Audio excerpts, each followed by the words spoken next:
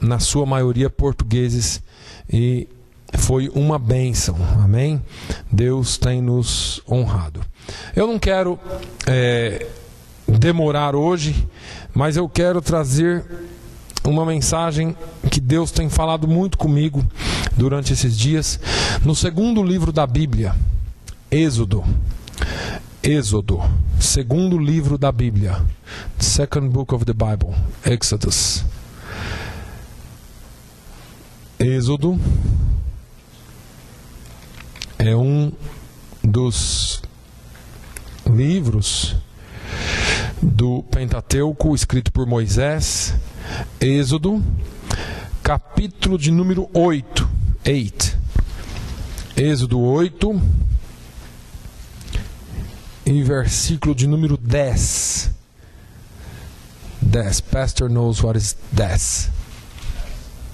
10. Verse 10. Êxodo 8 e 10 disse assim: E ele disse: amanhã. E Moisés disse: seja conforme a tua palavra, para que saibas que ninguém há como o Senhor nosso Deus. Só isso que eu quero que os irmãos leiam. Nós vamos conversar um pouco. Êxodo é o livro da Bíblia que retrata a história do povo de Israel preso no Egito, cativo. O povo de Deus passou pouco mais de 400 anos como escravos do Egito. E havia uma profecia a esse respeito para Abraão. E agora, depois de muitos anos presos ou escravos do povo egípcio ou do governo egípcio, Deus levanta Moisés para ir falar com Faraó e libertar o povo de Deus. Talvez Êxodo seja o livro da Bíblia mais importante acerca de batalha espiritual. A gente ouve muito falar em batalha espiritual, a gente ouve muito falar em guerra espiritual, mas eu vejo esse livro como um dos livros mais importantes nessa guerra, ou que descreve essa guerra. E lembrando aos irmãos que a vida cristã não é um parque de diversões, não é uma vida só de vitórias, não é uma vida só de alegrias, não é uma vida dentro de uma estufa ou de um aquário ou de uma redoma de vidro onde você é protegido de tudo e de todos e nada me acontecerá. A vida cristã é uma vida de guerra, é uma vida de batalha. Com isso também nós não transformamos todas as coisas no inferno. Nós vivemos a nossa vida, mas é muito importante você e eu estarmos cientes de que essa nossa vida cristã aqui na terra é uma vida de lutas sem tréguas. E quando eu digo sem tréguas, é porque se está indo tudo muito bem na sua vida, tudo muito certinho, a sua vida cristã é uma bênção, nada acontece, nada... Talvez tenha alguma coisa errada, ou talvez Deus esteja te dando um tempo de respirar para que venha a próxima batalha. Então, não se esqueça, você não está num mar de rosas, e mesmo que fosse, teria os espinhos. Então, lembre-se sempre que a sua e a minha vida é uma vida cristã de batalhas. Os dois maiores erros que nós podemos cometer nessa batalha, nessa guerra, é superestimar o inimigo ou subestimar o inimigo. Primeiro, são aquelas pessoas que só falam do diabo. Não, que o diabo se levantou, não é fácil, o diabo, e fala mais do diabo do que de Deus. E deixa de viver as graças e a glória que Deus tem para nós aqui. Deixa de viver as bênçãos que Deus tem para o seu povo aqui. porque apesar de nós estarmos em batalha constante, nós temos bênçãos e promessas de Deus para a nossa vida aqui nessa terra. E as pessoas tudo vê diabo, tropeçou, ai, o diabo colocou uma pedra na minha frente, caiu, o diabo me derrubou, ficou doente o diabo. E não é só diabo, irmãos, nós somos humanos. Você anda sobre duas pernas, pode tropeçar, pode cair. Nós somos seres humanos e a Bíblia mesmo diz que tudo acontece na vida de todos. As pessoas... Essa semana, eu não sei se foi a minha esposa que me falou de um pastor que pregava cura, depois ele ficou tão doente na cama, tão ruim, que ele não queria receber ligação nem visita de ninguém, envergonhado, porque acho que ele pensou que fosse eterno, essa carne fosse eterna. Todos nós pregamos cura, todos nós sabemos que Jesus cura, mas nós vamos ficar doentes e vamos morrer. Porque esse é o estado natural desse corpo. Ele vai se decompor. E nós pensamos, algumas pessoas pensam que não, que é o diabo se levantou, não. São problemas da nossa vida. Como seres humanos aqui na terra, nós temos os nossos problemas comuns e temos aqueles que sim, existe uma guerra. Temos que ter discernimento para separar as coisas. São fases na nossa vida que Deus usa as coisas naturais para nos fazer crescer, e às vezes Deus permite algum ataque também para nos fazer crescer, como pessoas e como pessoas espirituais, como crentes. Agora, o segundo risco é aquele que você pensa que o diabo não é nada, que ele está dormindo. Eu costumo dizer que o diabo trabalha 24 horas contra a sua vida. E contra a vida de obreiro ele trabalha, faz hora extra. Mas ele trabalha 24 horas contra você. E tem algumas pessoas que simplesmente ignoram que nós estamos numa guerra. Vivem uma vida cristã falida, uma vida cristã tão sossegada, mas também não fala de Jesus para ninguém, não compartilha da sua fé para ninguém, não faz nada daquilo que Jesus mandou fazer, e aí vive aquela vidinha. Uma vida sossegada, agora eu sou crente, aleluia, Jesus é bom, mas nunca sofre nada, e às vezes Deus permite um chacoalhão para acordar, para saber que se você foi salvo, você precisa entender que sim, você está numa guerra 24 horas por dia. Essa guerra, a Bíblia nos fala que não é contra a carne nem contra o sangue, mas é contra os principados e potestades, contra as forças espirituais da maldade nas regiões celestiais. E aí, nós pensamos que estamos sempre em guerra com alguém. A nossa luta não é contra pessoas. A nossa luta é contra as potestades e principados. Não é a igreja tal, não é a religião tal, não, é aquilo que está por trás dela. Por isso que quando eu falo ame incondicionalmente, quem? Todos. Ele é macumbeiro, pastor, ame. Ele é isso, ame. É bruxa, ame. Não tem problema, continue amando, porque você tem que lutar contra aquilo que está nele, não contra ele. As pessoas, elas estão sendo regidas por um sistema desse mundo. Não são as pessoas em si que são más, mas é aquilo que está por trás delas. Agora, lendo e vendo essa palavra, a Bíblia, especialmente nesse livro de Êxodo, mostra Faraó, o rei da época, como a figura do diabo, como a figura do inimigo das nossas almas. Mostra o Egito como símbolo do mundo, e mostra a libertação do povo de Israel como o símbolo da conversão e da redenção do povo de Deus. E é importante que eu e você entenda que antes do povo sair do Egito, Faraó tentou diversas vezes e de diversas formas fazer com que o povo não saísse do Egito. Você e eu conhecemos a história. Os ardis ou as formas, as arapucas espirituais que Faraó armou estão aqui no livro de Êxodo. E eu quero compartilhar alguma coisa com os irmãos nessa manhã, porque às vezes nós recebemos propostas do inimigo, às vezes nós recebemos propostas indecentes, mas estamos aceitando, como se fossem coisas normais da vida, como se fossem coisas normais na vida de um crente. A primeira proposta que Faraó fez para Moisés,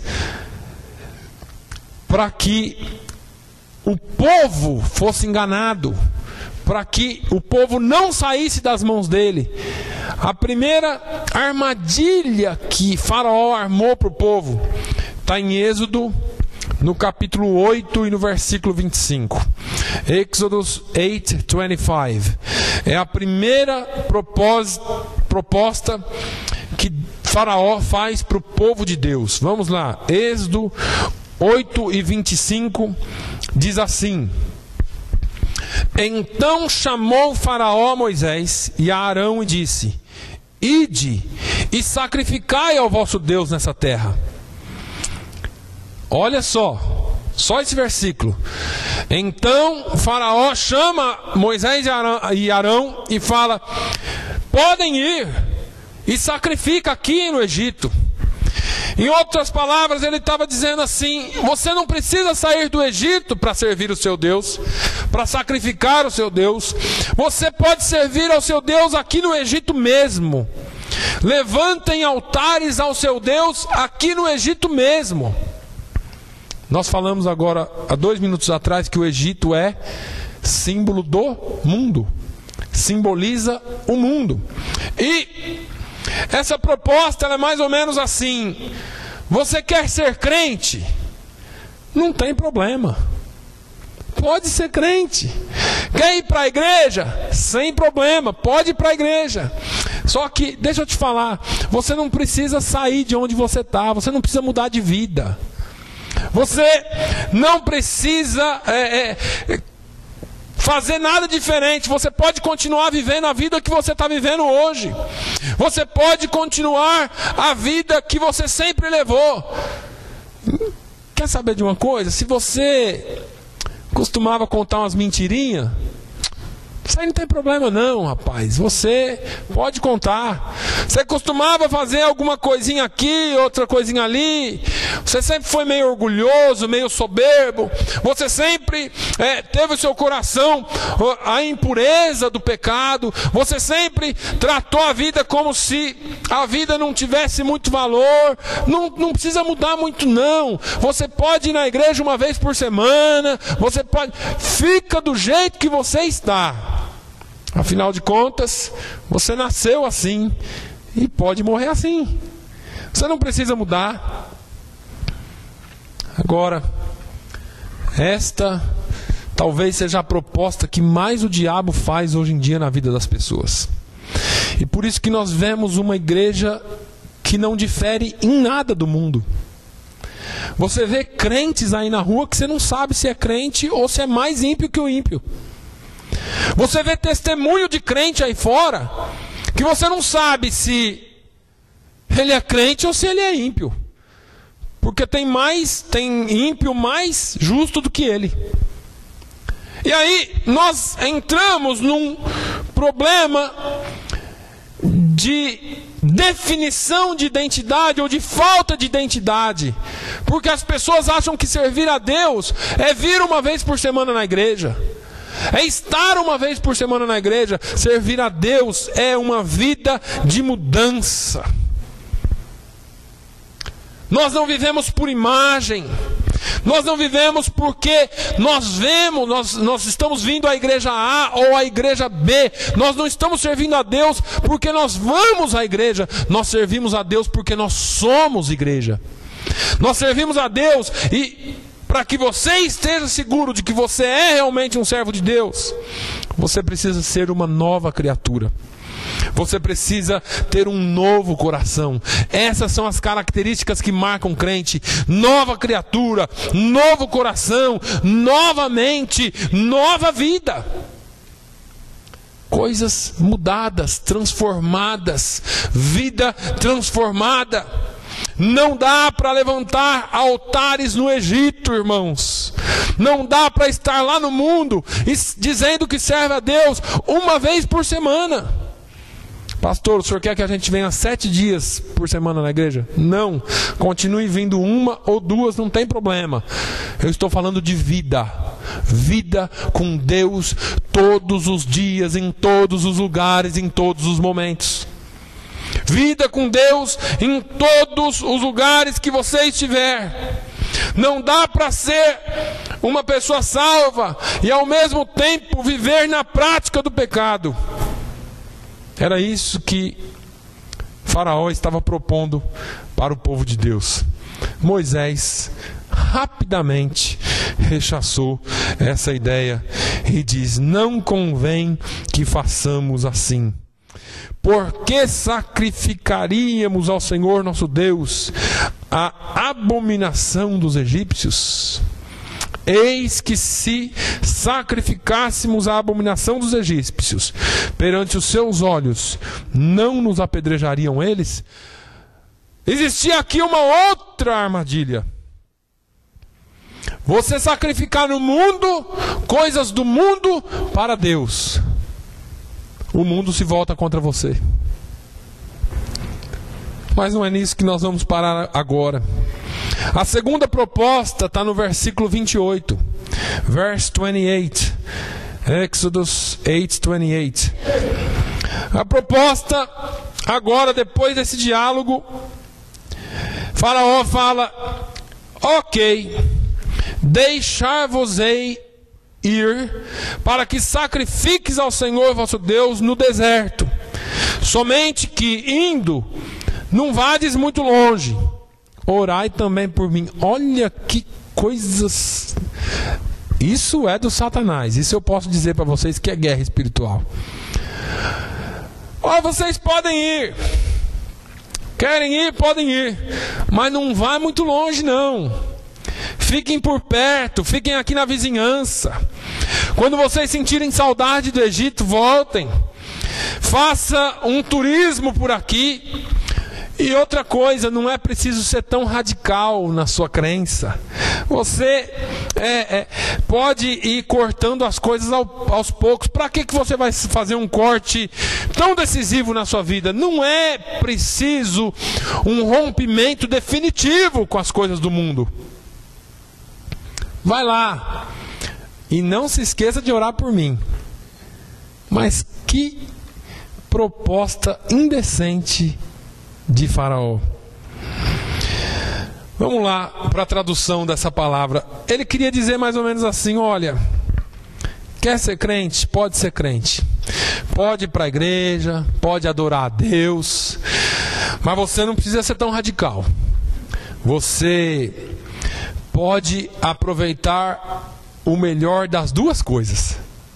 Você vai lá, domingo você levanta a mão, sente a presença de Deus, coração cheio, chora na presença de Deus. Depois você vem aqui para fora, no mundo, e aproveita o que é bom aqui também. Afinal de contas, nós temos muita coisa boa aqui. Entendeu? Não vai tão longe não. Outra coisa, não se envolva muito. Para que ir tão longe, rapaz? Nessa sua fé, o pastor, ele sempre vai querer mais. Ele sempre vai falar mais. Não precise ir tão longe na sua fé, não. Tenha um pé na igreja e um pé no mundo. Você pode curtir a sua vida dessa forma. Você pode aproveitar as coisas que o mundo tem para oferecer.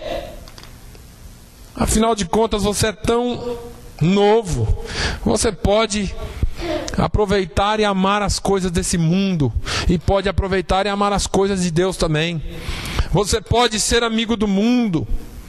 Você pode ser amigo do Egito. Tenha suas amizades, suas coisas aqui. E aí talvez, se der no final de semana, você vai à igreja. E outro, para que se preocupar tanto com a igreja? Se der, você vai.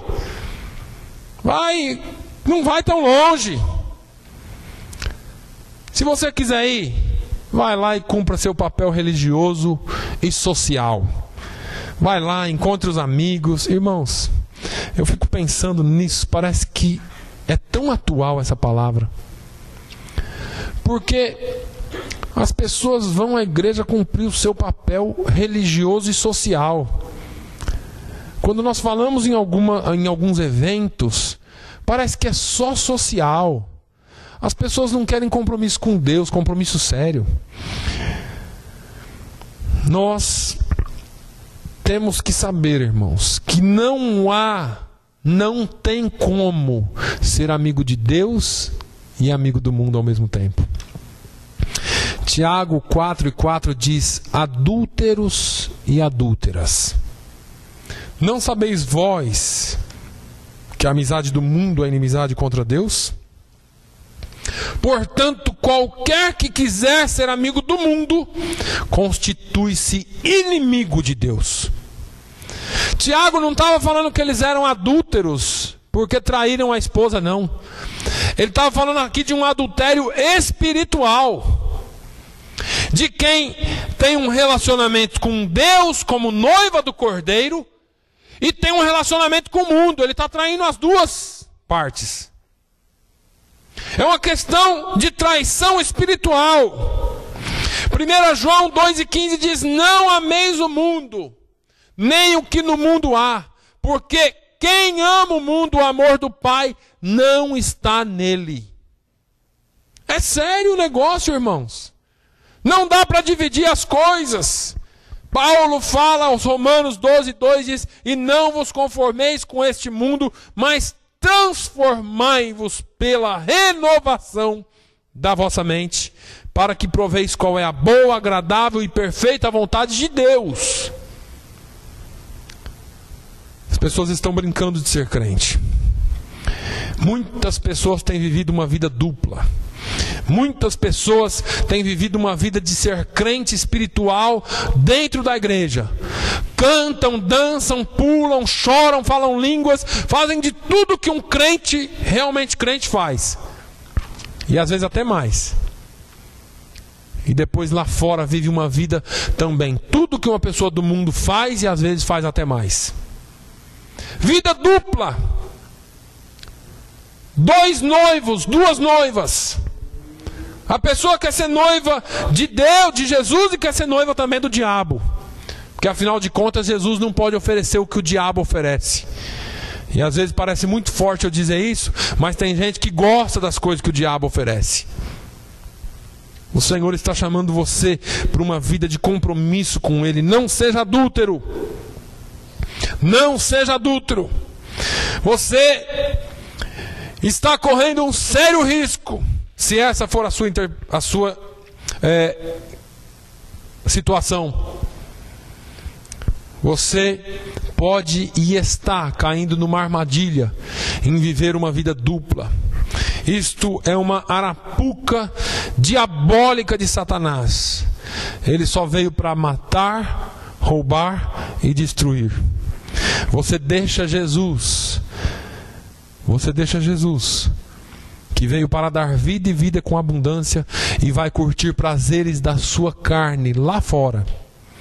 E domingo você entra aqui, pede perdão a Deus com aquele jeito de santinho e fala com Deus, e a sua vida é uma maravilha. Deus quer compromisso total e real com Ele. O Senhor quer um compromisso real com Ele. Eu acho interessante aquela palavra de Jeremias 2, eu não me lembro o versículo, mas depois você lê Jeremias 2 em casa, você vai ver um Deus desabafando com Jeremias, dizendo: Jeremias, eu amava o meu povo de Israel quando eles estavam no deserto, porque lá no deserto eles me pediam água, tinham sede, eles me pediam água, eles tinham fome, eles me pediam comida. Lá eles clamavam a mim, eles oravam a mim. E aí ele vem assim: mas o meu povo fez 2 maldades. A mim me deixaram o manancial de águas vivas, e cavaram para si cisternas rotas, trincadas, que não retêm a água.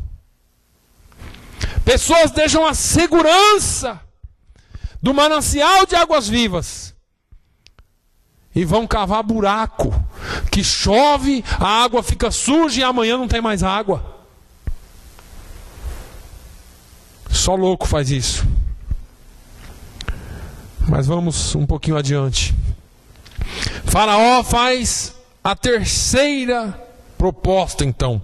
Assim que Moisés recusa essa segunda proposta, ele vai para a terceira proposta, que está no capítulo 10 de Êxodo. Êxodo 10, versículos 10 e 11. 10 and 11. A terceira oferta, proposta de Satanás. 10 and 11. Diz assim: então ele lhes disse: seja o Senhor assim convosco, como eu vos deixarei ir a vós e a vossos filhos. Olhai que há mal diante da vossa face. Não será assim. Andai agora vós, varões, e servi ao Senhor. Pois isso é o que pedistes. E os lançaram da face de Faraó. Aliás, irmãos, um pouquinho antes, verso 9, ou melhor, verso 7, 10 and 7. E os servos de Faraó disseram-lhe: até quando estes no há de ser por laço? Deixa ir os homens para que sirvam ao Senhor seu Deus.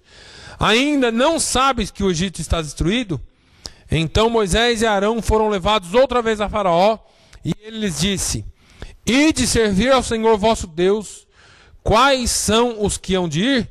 E Moisés disse: havemos de ir com os nossos meninos, e com os nossos velhos, e com os nossos filhos, e com as nossas filhas, com as nossas ovelhas, e com os nossos bois, havemos de ir, porque festa do Senhor temos. Aqui, ele diz para Moisés ir, mas ele faz essa proposta: está bem, vocês querem ir, porque ele havia falado para Moisés: vocês vão, mas vocês deixam as crianças, vocês deixam os jovens e levem os velhos. Vão todos vocês, sirvam a Deus. Vocês já estão maduros, vocês já estão adultos. As crianças podem ficar aqui, esperar. Vocês vão lá, sirvam a Deus e voltem aqui. Ele está dizendo assim: olha, vocês já passaram pela vida. As crianças ainda têm muito que fazer, muito que curtir. Os jovens têm muito que curtir. Quando eles forem mais velhos, eles vão. Vocês vão, deixa as crianças. Não precisa levar as crianças para adorar a Deus. A ideia de Faraó era mais ou menos essa: a juventude passa e você só tem uma juventude. A juventude é curta. Então, enquanto você é jovem, curta a vida. Se você não curtir agora, você nunca mais vai curtir a vida.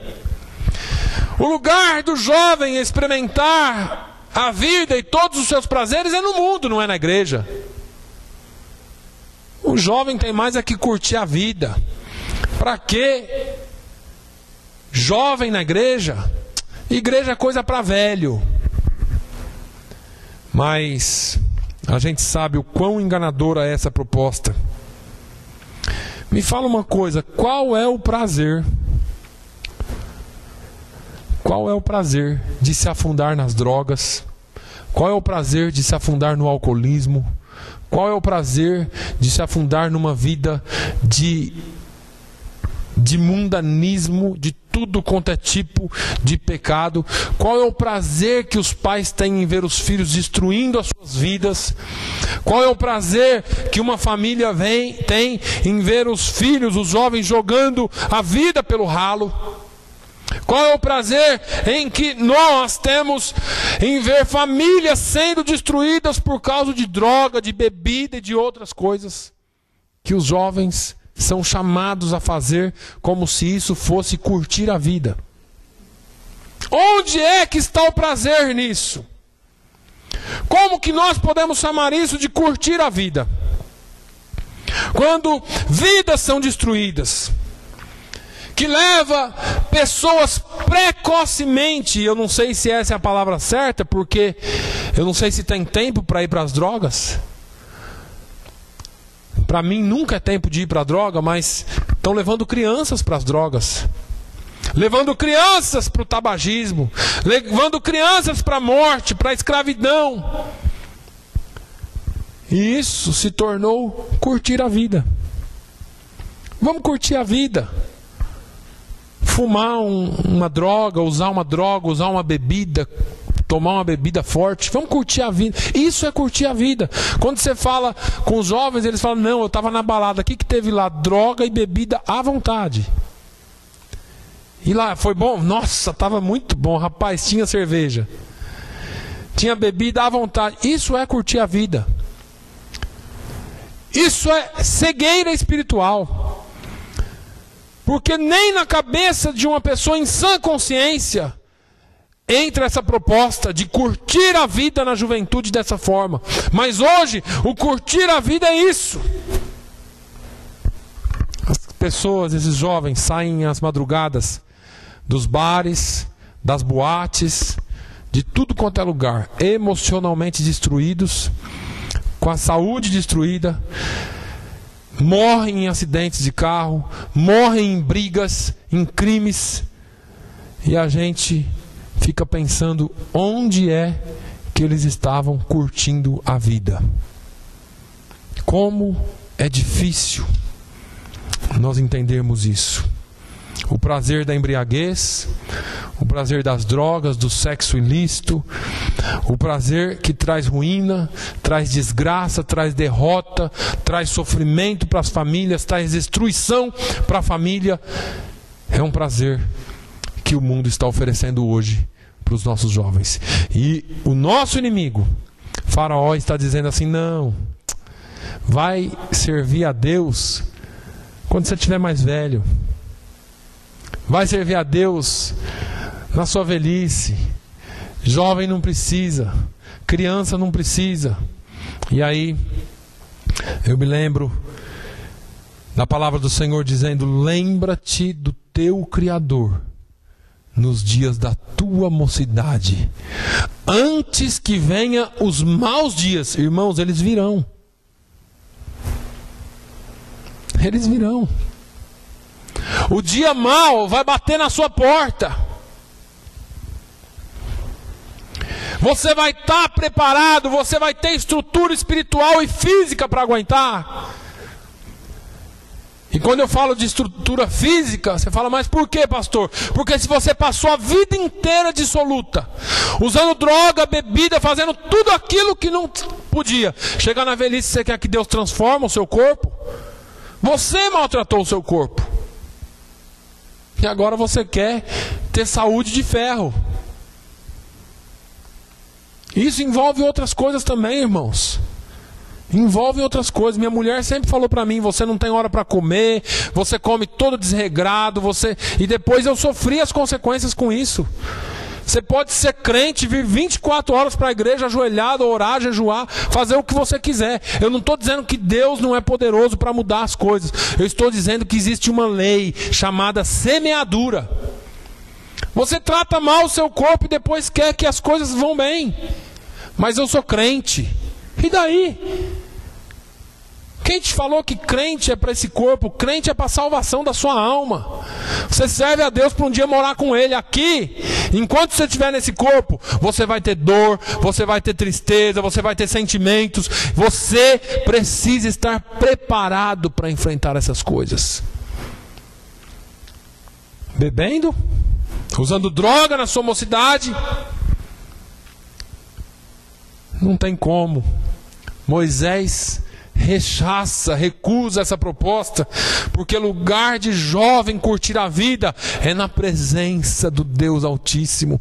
Lugar de crente, de pessoas, homens e mulheres curtir a vida é na presença de Deus.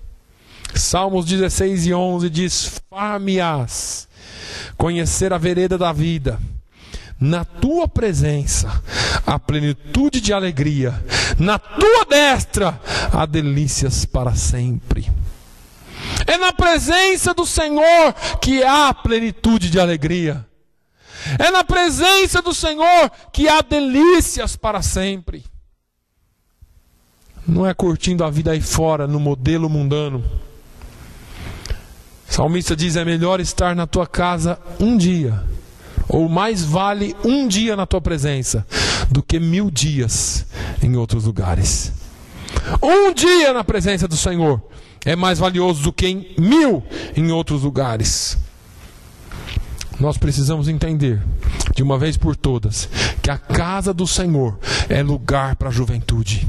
A casa do Senhor é lugar para criar os nossos filhos. A casa do Senhor é lugar para nós ensinarmos as crianças e os jovens a crescer na presença dEle. Não negligencie isto. Não negligencie isto. Vamos caminhar mais um pouquinho. Êxodo, capítulo 10 e versículo 24. 10:24. Faraó faz então mais uma proposta a Moisés. Então Faraó chamou a Moisés e disse: Ide, servi ao Senhor, somente fiquem vossas ovelhas e vossas vacas, vão também convosco as vossas crianças. Olha que proposta. Tá bom, Moisés, quer levar as crianças?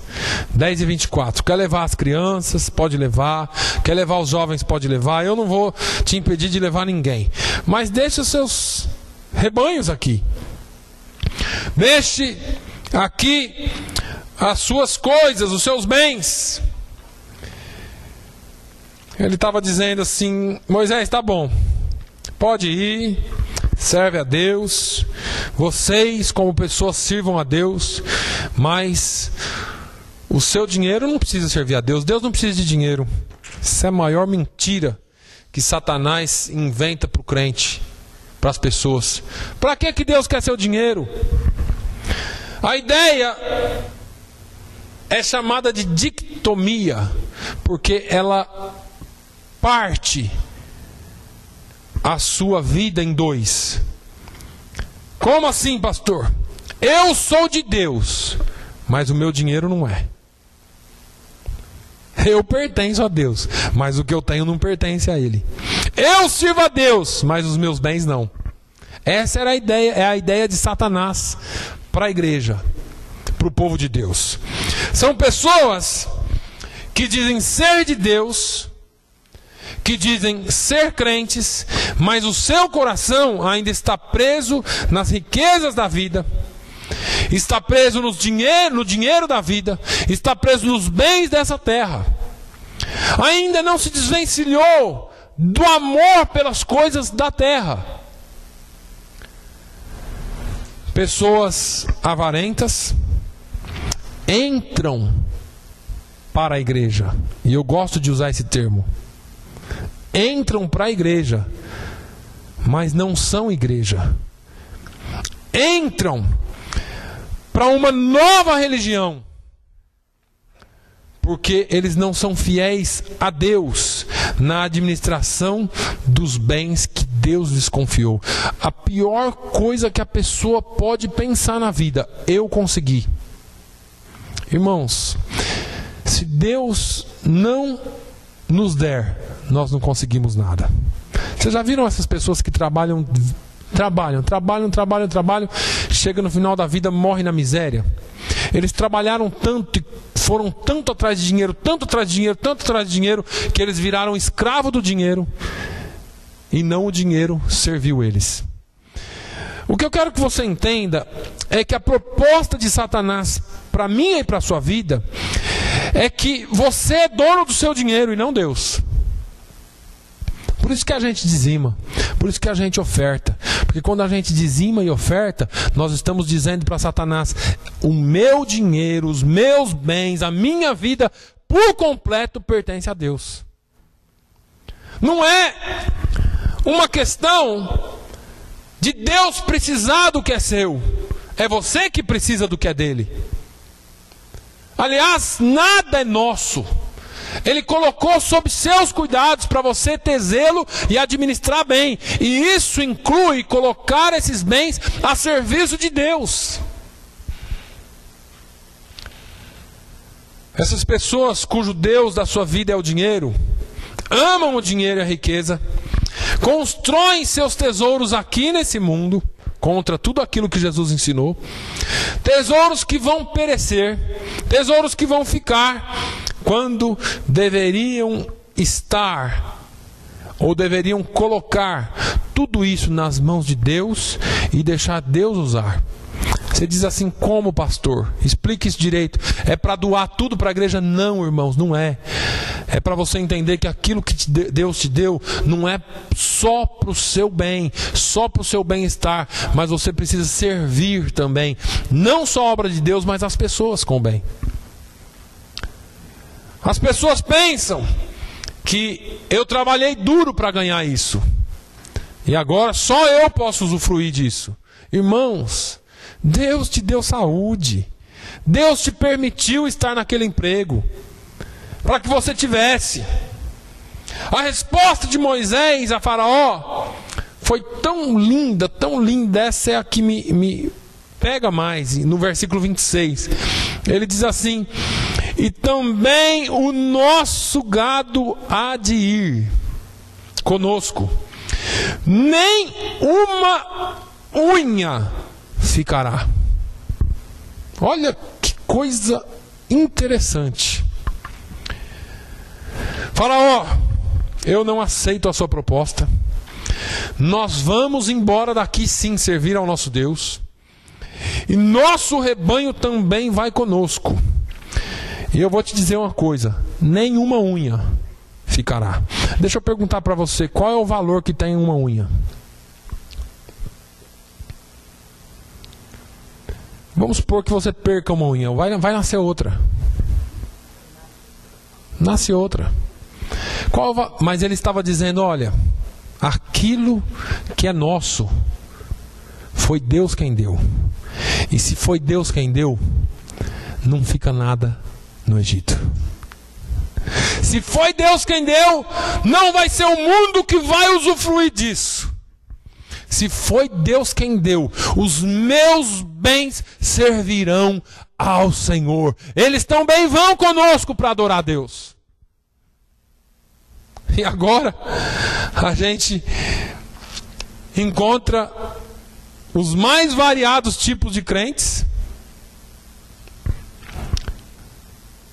preocupados com as coisas da vida, deixando Deus de lado, deixando os seus bens de lado.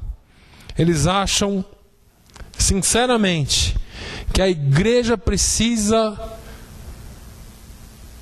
da sua oferta ou da sua esmola para continuar vivendo.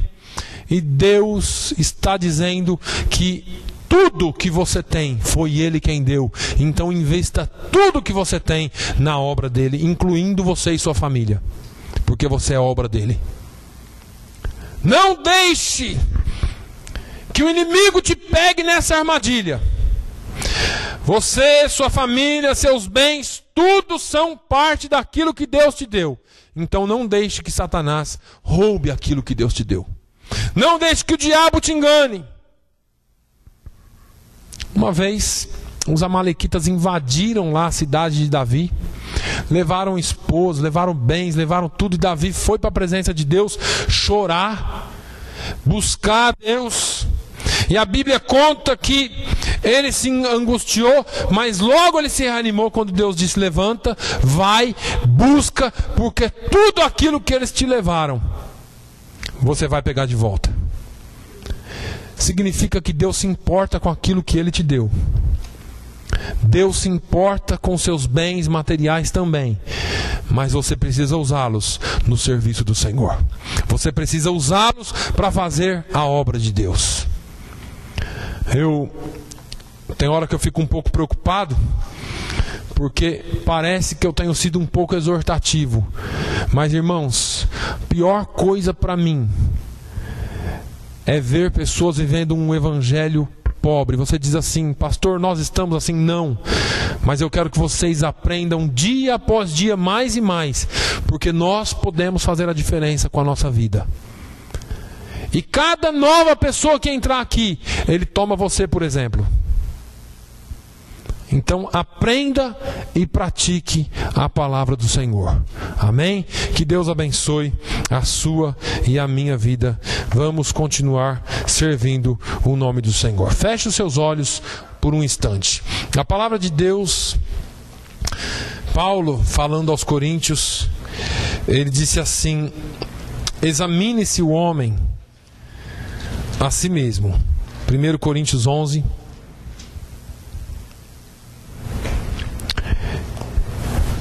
Ele diz: examine-se, pois, o homem a si mesmo, e assim coma desse pão e beba desse cálice. Quando Paulo fala da Santa Ceia, ele fala como algo de comunhão, não só com os homens, mas comunhão com Deus. Paulo também fala que cada um que come e bebe indignamente, come e bebe para a sua própria condenação. Irmãos, só Deus conhece o nosso interior. Eu vou te dar 1 minuto ou 2 para você falar com Deus, para você se examinar. E faz que nem Davi: vê se há em mim, Senhor, algum caminho mau, e guia-me pelo caminho eterno. Somente Deus, que sonda e conhece os corações, sabe a sua situação e você. Fale com Deus agora. Peça perdão pelos seus pecados. Deixa Deus trabalhar na sua vida.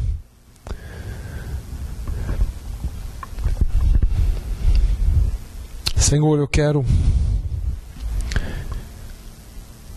diante da Tua presença,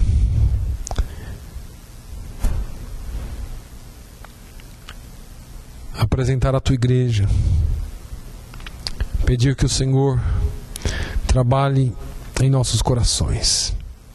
Cada um de nós, Senhor, pelas palavras que nós falamos que não Te agradaram, pelos pensamentos impuros que porventura vieram às nossas mentes, pelas ações que tomamos, ó Deus, contrárias à Tua palavra, por aquilo que nós fizemos, Senhor, que foi contra os Teus princípios e desagradaram, Senhor. Pai, eu Te peço no nome de Jesus que o Senhor venha nos perdoar. Traga, Senhor, o bálsamo. Traga, Senhor, a alegria da Tua salvação. Tira de nós, ó Deus, ou do nosso meio, qualquer sentimento de desencorajamento, ou qualquer sentimento